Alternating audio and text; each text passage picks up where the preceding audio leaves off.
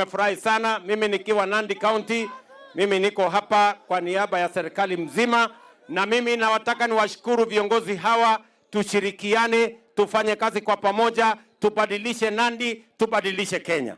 Nyinyi mnanielewa jameni? Na sikizeni watu wa Nandi. Kwa mapenzi ya Mungu, Kenya hii tutaibadilisha katika nafasi tulio nayo sasa. Barabara tutajenga, sitima tuunganishe, affordable housing tujenge, mambo ya afya tusimamie, mambo ya elimu tusimamie, na hii Kenya tutaibadilisha in our lifetime. Hakuna sababu nchi ya Malaysia, nchi ya Korea ati imepiga hatua kuliko sisi. We have what it takes to go to the first world nations the way others did ahead of us by making the right decision. Maneno ya siasa bado. Mambo bado. Wale si mnaona kuna watu wengine wanatangatanga hapo? Wanamangamanga hapo. Unajua, wacha niwaeleze. Si tulikuwa na ingine ya Tibim na Tialala. Tuko sasa na Wantam Kasongo. Tutawanyorosha asubuhi na mapema. Okase? Tambiririzo Outsmarted. So, msikuwe na wasiwasi. Saa hizi wacha mimi ninyoroshe kazi. Si ndio? Siasa ikianza tutawaonyesha kivumbi. Nyinyi mnanielewa? Kwa sababu wale ni watu ambao hawana akili, hawana mpango, hawana sera, hawana agenda. Ati wanatuimbia tu maneno ya slogan. Sisi tutawanyorosha mapema, wataenda nyumbani. Mnasema tuendelee na kazi ama tusiendelee? Tuendelee ama tusiendelee? Wale wanasema tuendelee na job, nione kwa mkono. Wale wanasema tuendelee. Bas. And that report and the recommendations that will be Wakogi, who will commence this meeting with a welcome note and guide the rest of the meeting. Let's give a warm round of applause. Karibu sana. Your Excellency, the Deputy President, allow me to ride on the established protocols and welcome everybody to the 13th Development Partnership Forum. It is a great pleasure to have you here with us here in Karen. Our purpose today is to crystallize the partnership forum that was established to strengthen the coordination of development partnership in this country. Your Excellency, without much ado, I want to request that we begin immediately by inviting the co-chairs of the DPF, beginning with Ambassador Sebastian Groth, to kindly present his remarks and initiate our start of the meeting. Karibu sana.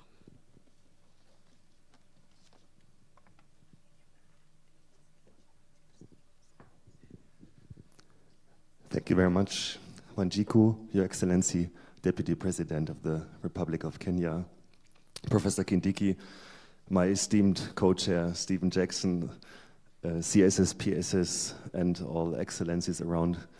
A very warm welcome and good morning, and thank you for attending the 13th Development Partnership Forum.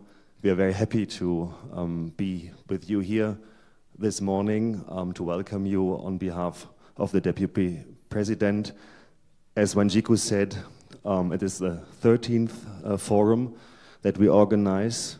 It is an important forum to review the progress and challenges in development partnership in Kenya and provide the strategic direction to enhance greater cooperation and strengthen coordination of official development aid. It is a political forum, so we are here to set the strategic guidelines for the next weeks and months. And in this regard, we are very happy to have a packed agenda with 4 substantial presentations and also some room for questions and answers. My role is the one of a moderator, so I will be very short and invite my friend and good colleague Stephen to join me on stage and do some introductory remarks on the substance of the meeting. Thank you very much.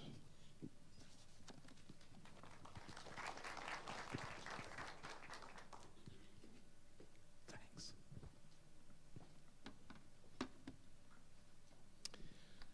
Mheshimiwa Naibu Rais, rafiki yangu balozi Sebastian Groth, waheshimiwa mabalozi marafiki hamjambo. On behalf of the United Nations and in my capacity as co-chair of the Development Partners Forum, Naibu Rais, thank you so much for welcoming us to your home this morning. Thank you for the resumption in the work of this really important Development Partnership Forum. My task, as Sebastian has just said, is a little bit, please think of this as the matters arising from the minutes of the last meeting, just to motivate a little bit where we are headed and how the agenda works. So I think everybody has a copy of the report of the 12th Development Partnership Forum that took place here in Karen last year. And in it, you'll find a number of actions that were agreed. Let me very briefly reprise those. Around what we have come to call together absorption capacity, the challenges of maximizing and opportunities of maximizing the use of the partnership support provided by all of you in this tent. It was agreed to mandate a task force bringing together government and development partner representatives to identify concrete recommendations on how to address key challenges, and the report goes on to detail some of those. And it was agreed that the task force would then present these recommendations to Cabinet, done, and at the next DPF, about to do. It was also agreed to give more visibility and importance to development partner support, and again, some further detail given on that. On a separate agenda item, it was agreed to refine the integrated resilience framework that had previously been presented to this forum. It was agreed to recognize the importance of non-state actors, so civil society and the private sector, and to bring them into this partnership, and then to hold a subsequent development partnership meeting. So let me very rapidly reprise some of the actions that have been taken under those headings since that time. Concerning the work of the task force was constituted and has been meeting regularly at technical level, with some outcomes being proposed today to this 13th Development Partnership Forum meeting. A more comprehensive report has been developed based on the task force work, and I think that that has been distributed. And that report and the recommendations that will be heard today will then be further refined and improved, we trust, should this forum give it blessing, through the work, the continued work of the task force and the joint sector working groups. I would just say that there will be a need to intensify that work. We all know that the devil is to be found a little bit in the details of some of this. And so the task moving forward, once we hear the recommendations today, will be to build on those, refine them further at the technical level, and then bring them back to a subsequent meeting of this forum. On visibility, Mheshimiwa, visibility of the development partners' support, some of this work has been done through continued engagement and work by the task force, but I think that there is overall a need for us to do more and to think more about the anchorage for rendering the work of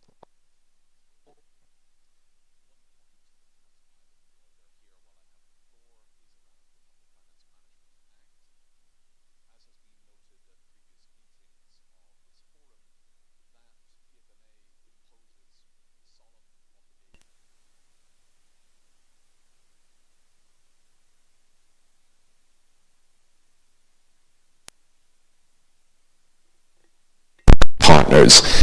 Nobody doubts the spirit of the PFMA, but I think that there are some practical challenges, and so moving towards a review of the PFMA, I think, is going to be important. Turning now to the resilience framework, which was presented and adopted at a previous meeting. So that framework is a system-wide, multi-sectoral approach that connects humanitarian relief, development, peace building, and climate action, with the ambition to help communities and institutions here in Kenya move from repeated crisis response to long-term strengthening, to resilience, to sustainable development. It takes a holistic approach, bridging, therefore, humanitarian relief, development, peace building, and climate action. And I would particularly note as one very important dimension of this is President Ruto's assumption of leadership, and this has happened in between the last meeting of the forum and this, his assumption of leadership at the global level around the Early Warning for All initiative. So that's a global initiative that really aims to equip communities and individuals on the ground, farmers, people living at the local level, with the tools they need to see what's coming amidst the climate emergency. And I think that leadership that President Ruto is providing gives us some real inspiration for how we might take this resilience framework and perhaps convert it into a national disaster risk management policy running through 2030. Finally, on the important role of new partnerships with non-state actors in the private sector, which was also an agenda item. So we all know that official development assistance, ODA, is fast declining, and multi-stakeholder partnership is becoming much more important than ever before in the sustainable development journey here in Kenya and everywhere else. And that means it's important for this forum to include the voices of civil society organizations, faith-based organizations, academia, the private sector. Bringing more partners into the fold of this forum, I think, will really enact the spirit of the recent Seville summit, the Financing for Development, the fourth Financing for Development Forum that took place in Spain earlier this year, and which again saw very strong leadership and participation by His Excellency President Ruto. I would just mention that earlier this week, in full partnership with the State Department for Social Protection, we launched the Disability Inclusion Strategy for Kenya, bringing together precisely private sector, civil society, academe, government, international partners. And that's one example of the kind of broadened partnership that I think we need. So, Sebastian, Your Excellency, I hope that that very brief resume of the actions between the last meeting of this body and today help a little bit to motivate why we have an agenda in front of us that involves, first, an update on the economic and financial situation of the country, then moves into discussion of agenda items under, precisely, absorption capacity and climate change and follow-up to the Africa Climate Summit. Those will be the three key agenda items today, as well as the work of the joint sector working groups. With that, I thank you, Excellency, and let's get down to business.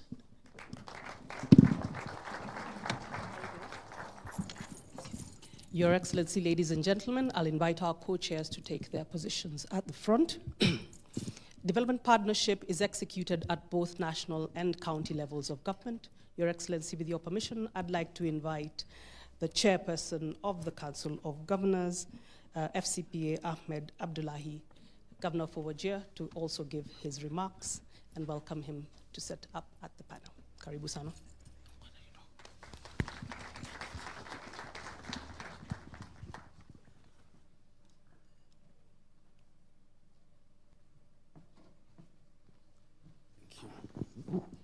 Bismillah. Your Excellency, the Deputy President of the Republic of Kenya, Honorable Professor Kindiki Kithure, GH, the co-chairs of the Development Partnership Forum, Ambassador Sebastian Groth and Dr. Stephen Jackson, Excellency Governors, Cabinet Secretaries, Principal Secretaries, Excellency High Commissioners and Ambassadors, representatives of development partners and agencies, colleagues in government, distinguished ladies and gentlemen. It is my distinguished honor to participate in the 13th Development Partnership Forum, a platform that continues to strengthen dialogue and collaboration between the national government, the county governments, and our development partners. Allow that I begin by appreciating those who joined us in the recent Devolution Conference 2025, which was held from the 12th to 15th of August 2025 at Homa Bay High School in Homa Bay County. The theme of the conference was For the People, for Prosperity, Devolution as a Catalyst for Equity, Inclusion, and Social Justice. The theme was re-engineering, the sub-theme rather was re-engineering county governments to accelerate development and close socio-economic divide. The conference provided a platform to reflect on the role of devolution in advancing equity, inclusion, and social justice, while generating practical proposals for adoption by both the state and the non-state actors towards bridging the socio-economic divide. Today's discussion on how the economy is performing and the low absorption of externally funded programs are not just timely, but critical. The recently launched study by the Kenya National Bureau of Statistics indicates that poverty has increased while the economy has grown. This is an indicator of the need to adjust our approach to development programming. How do we realize the promises of devolution? How do we realize the promises in the devolution dialogue to narrow the socioeconomic divide and bridge the gap between the haves and the have-nots? Ladies and gentlemen, I've said this before, but allow me to repeat it today. Guided by the principle of subsidiarity, the success of development cooperation at the local level lies with the county governments. Counties are intimately connected with their communities. They stand as the vanguards who better understand challenges and opportunities, thus presenting the biggest promise for significant development impact at the grassroots. On behalf of the Council of Governors, I take this opportunity to appreciate development partners who have been steadfast in supporting counties and have seen the need to work with counties at the grassroots. We have witnessed significant results, especially when we plan and implement together. The currency is co-creation.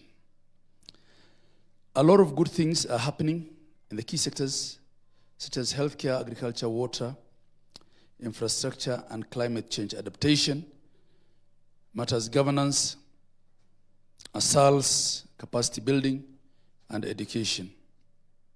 This can be strengthened by more co-creation and ensuring that all programs are aligned with the planning framework.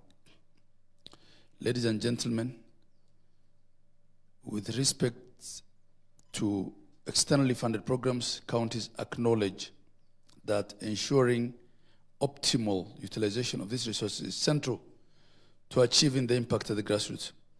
Over the past few years, counties have invested significantly in improving systems and capacities to strengthen absorption and accountability.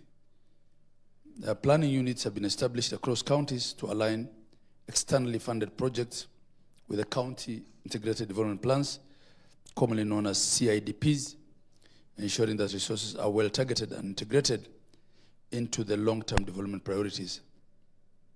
In the concluded conference, our resolution number 1 was that both national and county governments shall work collaboratively in promoting accountability and transparency to strengthen credibility, public trust, and confidence. This also requires us all, including development partners, to work together. We must all be accountable. Whereas a lot of discussion will center on low absorption today, allow that I mention that because of our combined efforts, counties are steadily improving in the absorption of externally funded programs. Your Excellency, distinguished ladies and gentlemen, as we reflect on today's theme, let's be guided by the shared objectives of ensuring that every resource mobilized for Kenya delivers maximum impact at the grassroots.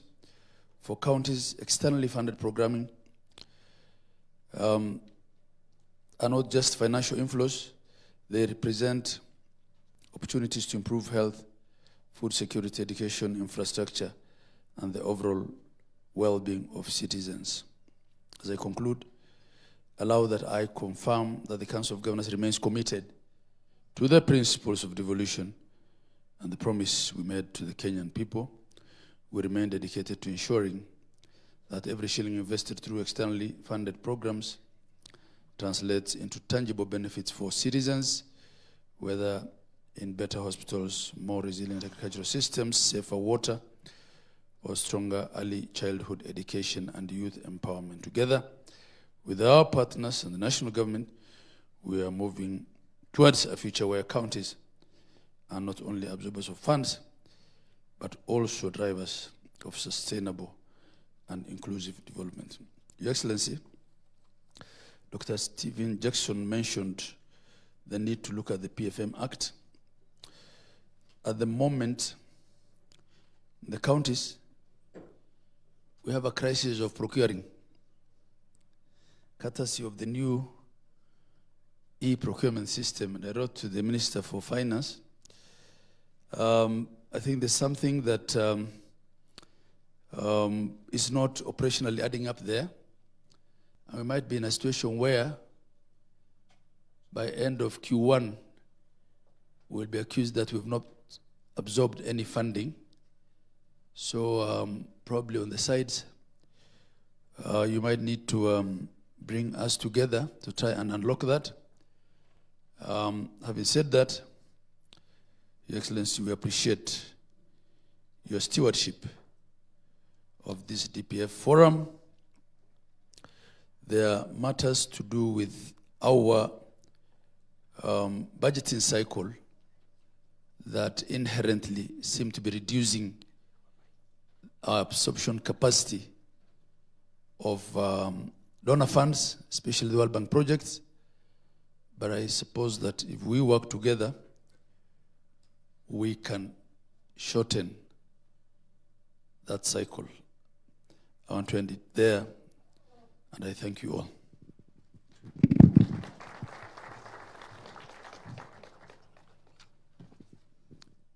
Your Excellency, sir, the Cabinet Secretary for the National Treasury will be making his presentation immediately after your remarks, and therefore will give his introductory remarks at that point. And therefore, without much further ado, I'd want to request us to be upstanding as we invite His Excellency, the Deputy President, to make his remarks.